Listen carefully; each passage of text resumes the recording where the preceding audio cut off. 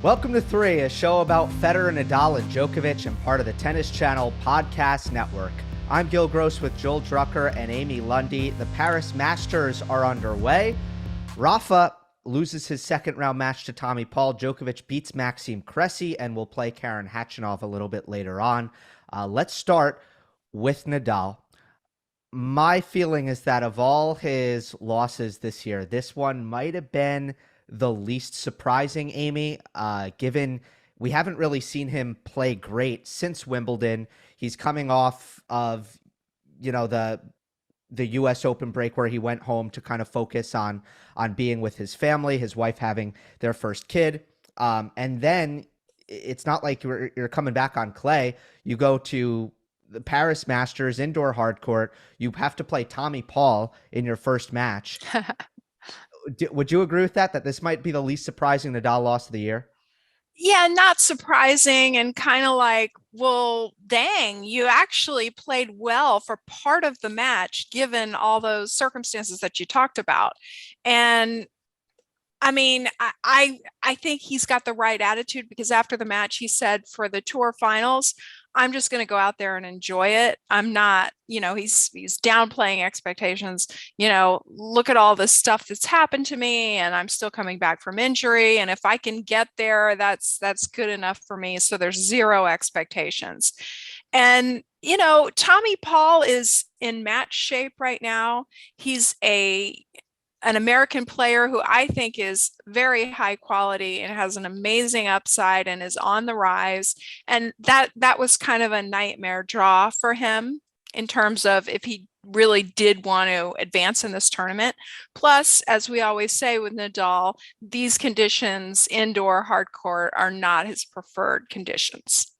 Spot on, and I agree about all those things. And Nadal downplaying expectations. Yeah, that's like Rafa. And I'm also a coach I'm in touch with who's in Paris. Who's the court's playing pretty fast. So you got a guy like Paul who's kind of in the full flush. It's kind of like he's really getting his earning his keep in the pro world. He's no longer young, and he's really getting his way. So playing a hard striking American on an indoor surface like that, who's been there for weeks now, yeah, that's a tough go. And had just beaten Bautista Agut. So Paul felt pretty battle tested. Granted, at the same time, Nadal's up a set and a break. Second set tiebreak. The tiebreaker really got away from him, and then it pretty much ran out.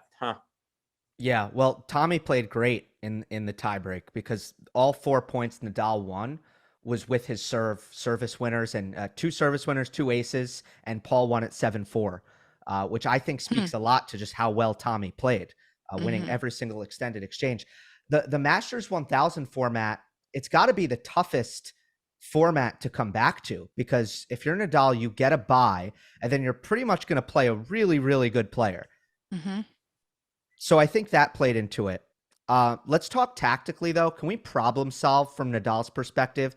Because I saw the same thing in his loss against Tiafoe at the U.S. Open and his loss to Tommy Paul here, which is that these flat, hard backhands, and they both take it really early, cross court into Nadal's forehand.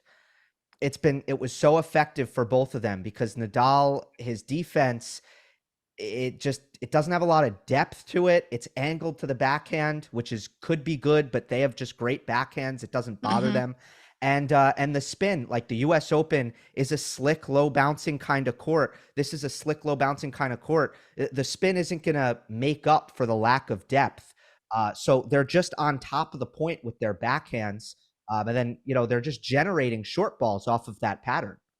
Well, I think what's happening, it's almost like the three, let's focus on Rafa, been around so long that the entire sport has seen the questions he asked, the attempted answers, and now the created answers. Because this generation, the whole generation of people who've grown up watching Nadal.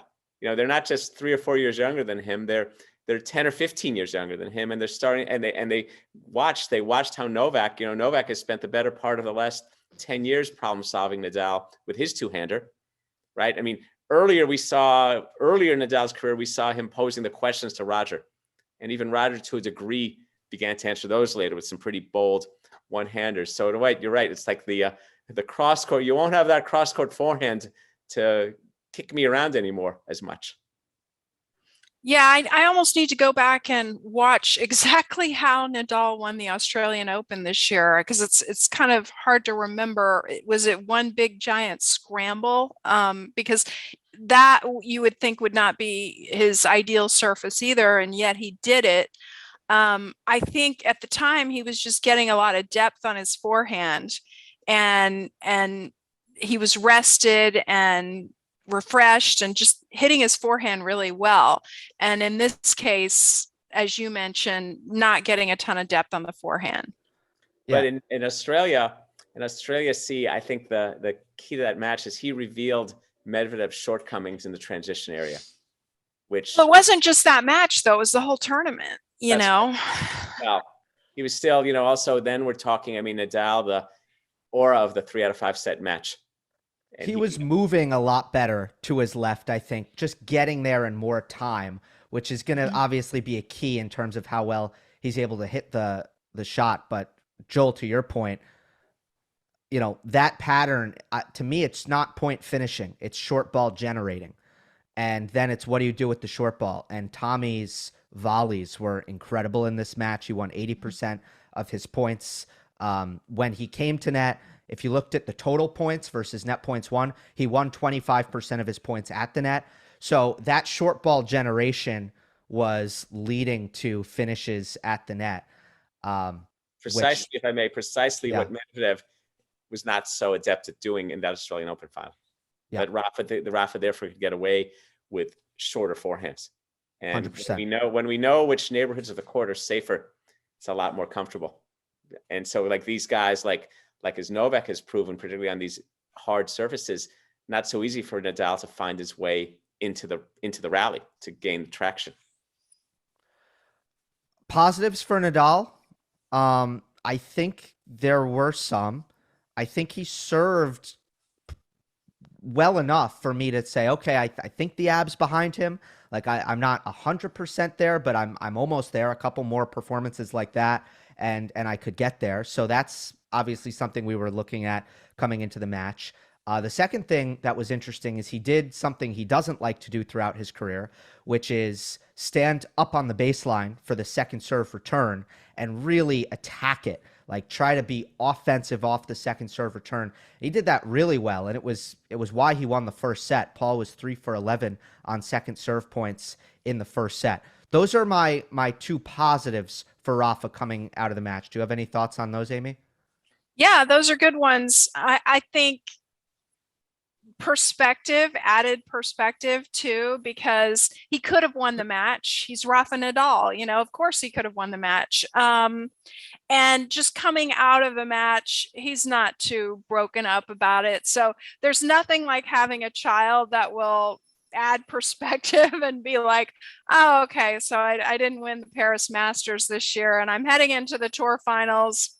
Who cares? I'll figure it out in the off season and I'll be refreshed for next year. And stay healthy. I mean, I think even the return stance is a way. Yeah, let's play some shorter points here. Let's stay healthy. Let's play some shorter points. Let's just see what happens. And you're going to play this round robin, get at least 3 matches, and finish the year nicely. Go home. Yeah, it'll be good for him. And he said, I need to play on the tour. I haven't played on the tour enough this year, was what he was saying after the match. Before we kind of move on from this, the last 3 games of the match were a little funky. Something looked very, very off with Rafa. He was serve volleying a lot. Yeah. He wasn't going through his routine. And I still can't really figure out what happened there, other than perhaps, he just started feeling really sick because he wasn't used to pushing his body to that extent yet. Well, there's been speculation that he was injured. We just don't know. And then he said, if I can make it to the tour finals. So who knows? Yeah, it was weird. I don't know. Specifically, there was no resolution from what I read, Amy, from what you read. in the press Yeah. conference of what actually happened in those last 3 games. But, you'll notice we did this last, right? This was the last topic because at the end of the day, Nadal looked okay until 3-1 down Yeah. in the third set. And it was just the last 3 games were kind of weird. So, okay. Let's go on to Djokovic. Actually, no, one more thing. He's a father now. Is that going to what is that going to change for Rafa in your opinion, Amy? I don't know because I don't know him personally. I wish I did. And of the three, I think he's the one maybe that's the most guarded as to what he's actually like in real life. Like, what is he like to live with? What is his personality like? We think we know him, but we don't really know him. So, um, he said something very, very sweet about his young son, and you can almost like he's opening up the window a little bit into his mind. And he said, it's hard to believe that I've only known this person for 3 weeks and already I miss him. It's, possible to miss him. So it's really fun to see Nadal becoming a father and you know, reckoning his career with fatherhood and all that, and the changes that'll happen. But how it will affect him, I don't know. I also agree with you. He is the most opaque. As far as what's he really like, as if that matters. I mean, I've been asked that question for 40 years about tennis players, what they really like, and it's at the same time, a certain part of me gives up. I mean, I learned this when I wrote about Andre Agassi and his book, and he admitted in his book that for 20 years he hadn't been telling the truth about things. And so in a way, the very nature of these incredible athletes is the same thing with actors and singers. It's like, we can never know. I mean, and we think we know Roger because he speaks so much in a way, because we see how he speaks, and that seems to give an idea. But again, I don't know. And I don't even know if I should sometimes I wonder if I should even care, because I care most about what they do. I mean, I don't care what Shakespeare was like, or Bach, Mozart. I wonder about that. And at the same time, I do like to know, because it's an individual sport and their personalities, and you see how these emotions affect how they go about performing and what it means. I mean, I think it'd be with Federer, we've seen it more because his fatherhood came much earlier in his career. I mean, I think he was 27 or 28 when his first kids were born. So we've seen him through that and talking about that. With Rafa, I suspect I don't think we'll ever know Rafa the way we think we know Roger and Novak. Part of his thing is privacy, right? I mean, he lives on an island. He's talked, so affectionately about how in Mallorca he's treated like a normal person, not a celebrity. And he has such an affinity for his home because he gets to go be a normal person and barbecue and play soccer outside with his family. He wouldn't call it soccer. But so yeah, that's a fascinating topic. I think that our three, their tennis is so dynamic that they don't need to really give us much else for people to care about them. People are going to care about them through their tennis. But I think for other athletes in the sport, it would be really great if fans could have an attachment to who they are off the court. And I think that would make tennis fandom more dynamic. That's where I land on it. Yeah, I think the women too. I mean, big time. I'd love to know more about Jessica Pegula. Who is she? What's she like to hang out with? What are her interests? Things like that. On the court, she is so within herself, and there's a lot of women that are like that. So I would love to get to know more and to see more of a marketing effort there. Well, it's funny. I having spent years hunting and negotiating with agents for interviews in increments of 5 minutes. It don't come easy in this Yeah.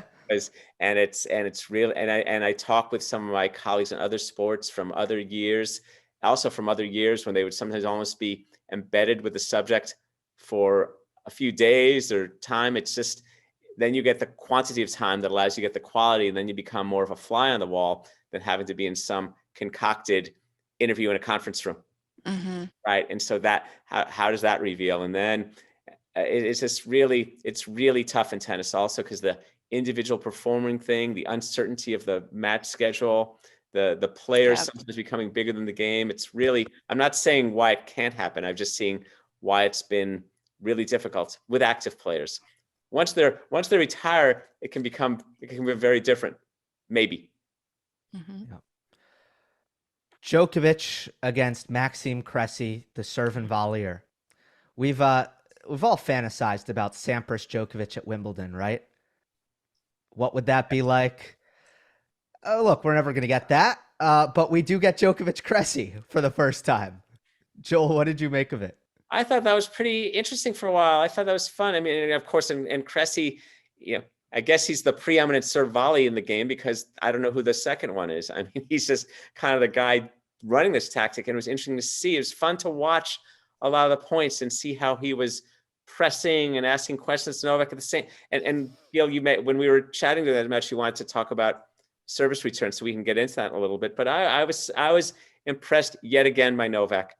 I mean, yet again by how he just solves the problem and stays the course and knows that at a key stage of the match, he's got to get the other guy to blink. I was really fascinated by the disparity in Cressy's serve points won versus return points won. I mean, I have this theory that people are either servers or they're either returners. In other words, you kind of lean toward one or you lean toward the other in your natural state. Now you can really work on the one that's a little bit weaker, and try to even it up. And I think that's what our big three have done really well. Like if you're a natural server like Roger, you've worked on your return game. If you're more of a natural returner like Novak, you've worked on your serve game, and they've become elite. But, and I think the reason that you're either a server or a returner by nature is just your personality. Like I'm a server because I like to be in control. I like to start the point. I do not like to have the point started on me in a way that I do not desire. So this Cressy guy is this example in the extreme.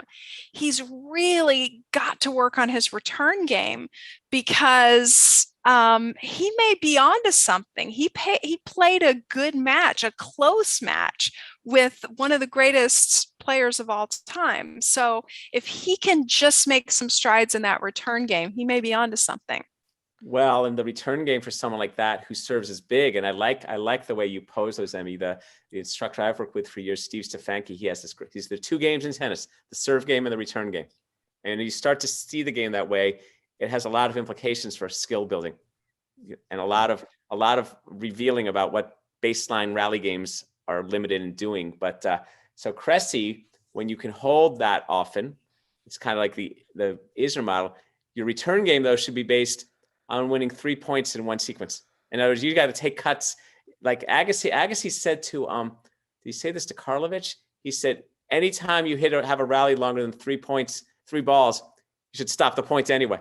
It's like the guy should just be like going after returns. That's how people, there's a player, Brian Teacher. In a way, that's a little bit how Sampras played. Shot games would fly by, 3-all, 4-all. And then it was shoot out of the OK Corral. That's how Isner plays. Well, anyway, so that's how he started. Exactly. That's how he attempts to play. And yet he hasn't quite had the skill to always pull it off to the extent that he would like. But yeah, it's an interesting, it's an interesting approach. And yet there was Novak right there to capitalize on the blinking. In essence, yeah, I agree with all that. Cressy doesn't get to net on his return games. Right. I do when think he has the opportunity to, like, you're crazy. so aggressive coming in on your serve just because this is a return point. Why you hit a deep ball, get in there. Just run. Oh, well, you get, like, my thinking is when you come to net on someone, even if you lose the point, you still get like a 0.25 tax credit. There's just like you've made him come up with something. And even a guy like Novak may only have 38 passing shots in his bag.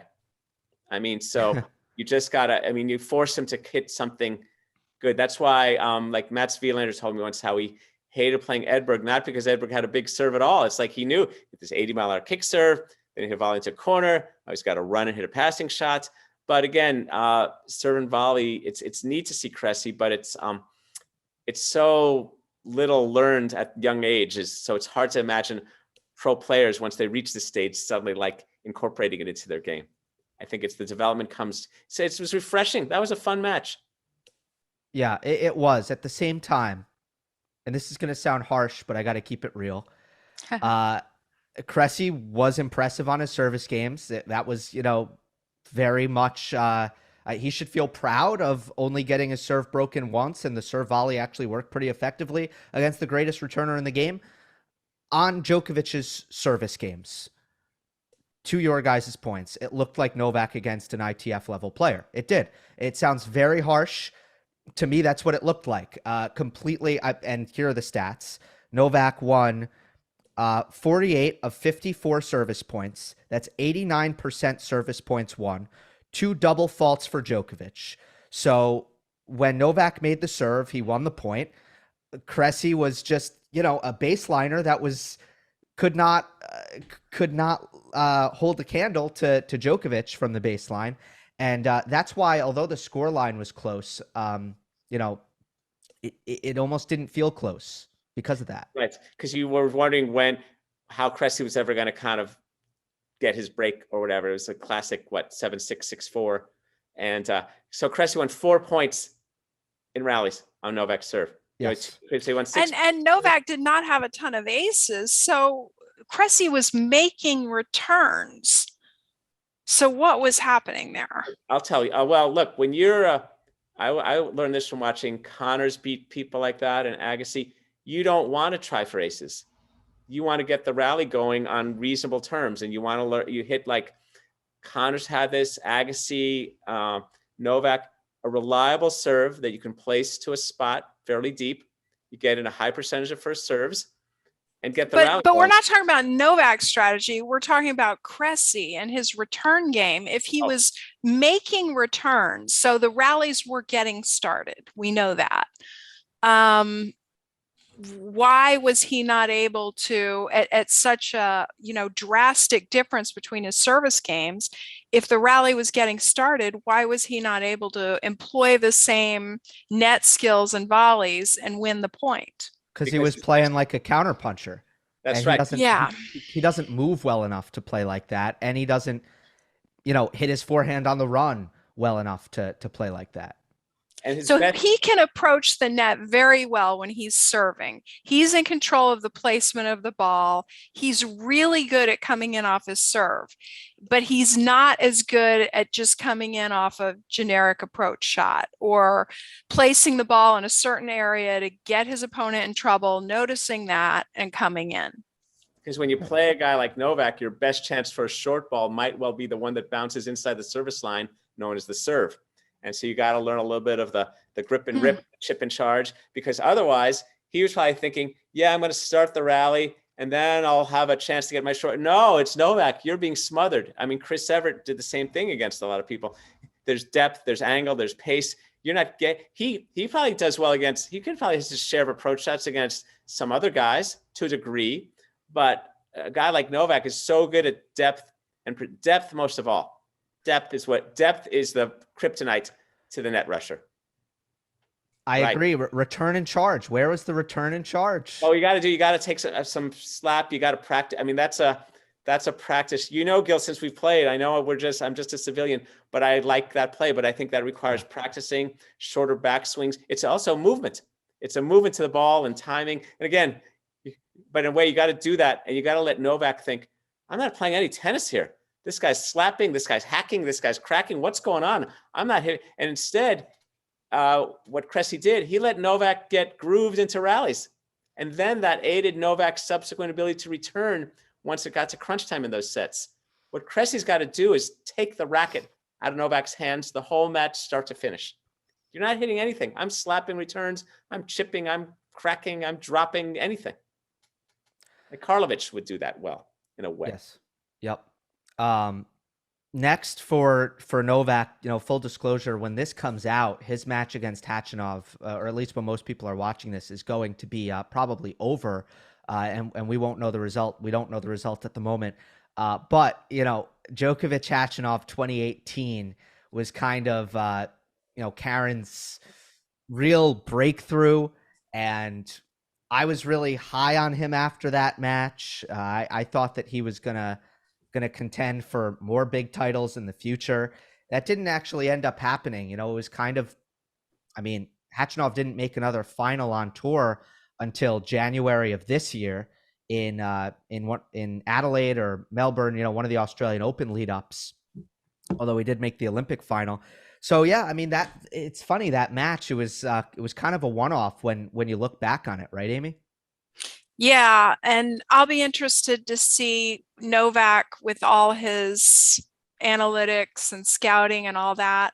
Does he go predominantly to Khachanov's forehand? Because that's one of those quote unquote jacked forehands that when it's on, it's deadly, but you can start to wear it down and get errors out of it.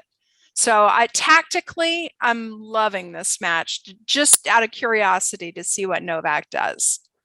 I think that's a great call. I think it's a great tactic call. The whole role of the flat forehand, the mercurial forehand is worth the query.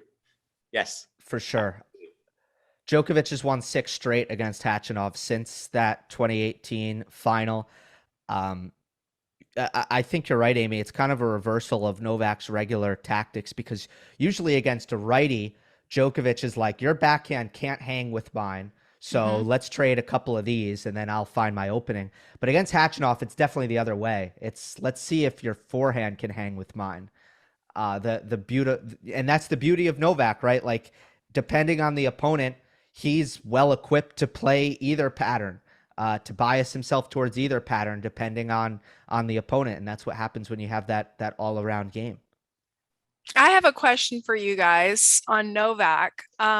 Which do you think is his better shot, forehand or backhand? Define better. Well, I leave that to you guys. Okay, I think it's kind of like I don't like the shield sword thing. That's too binary for my money, but I think the forehands are usually more explosive, but the shot that I think is kind of like the anchor of it all is that incredible backhand. So I don't know, like if you said which shot would you rather have? I'd rather No, this is really more about a philosophy within Novak's camp about whether he should hit more backhands or run around and hit forehands more to that zone of the court where you could hit one or the other. Oh, then I think he should run around more because he's got the skills to do it. And there, and I think that, I don't know if that means his forehand is better, but his forehand needs to be utilized. If we use an American football thing, it's like, who should I throw more to? The tight end who can get me 12 yards or the wide receiver who can get me 23 yards. And I think the yield from Novak using that forehand, I think I know, I've heard this dialogue recently too. I think it's great for him to step around and hit forehands. And particularly as he gets older, that's going to be some of his point shortening tactic, along with coming to the net more.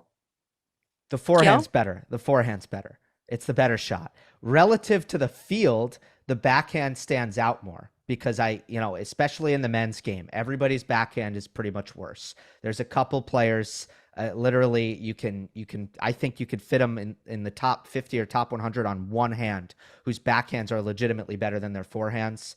Albeit some players. Paire. Yeah, Benoit Paire is definitely one of them, although he's not in the top 100 anymore, Amy. Oh, sorry, I missed that. You're saying that very few players have better backhands than forehands?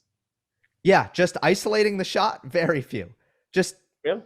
Yeah, I would agree with that. It's controversial because people will come on here and say, no, so-and-so has the most awesome backhand ever. And it's again, it goes back to what you said, Joel. Define better. Like, are you winning points off of that? Are you never missing with that backhand? Right. Are you able to control the point with that backhand? You know, what are you doing with it? And just generally speaking, I agree with what Gill said.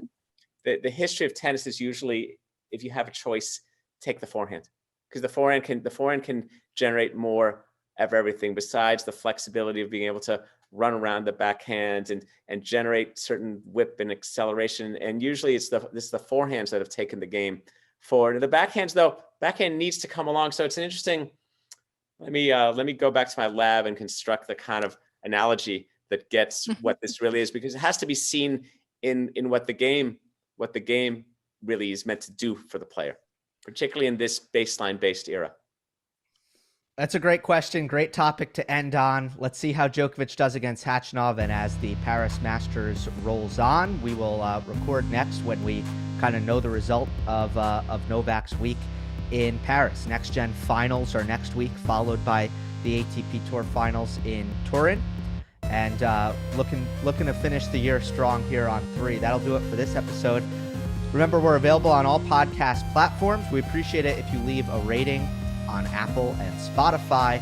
And if you're watching on YouTube, like, comment, and subscribe. We will see you next time on the next episode of 3.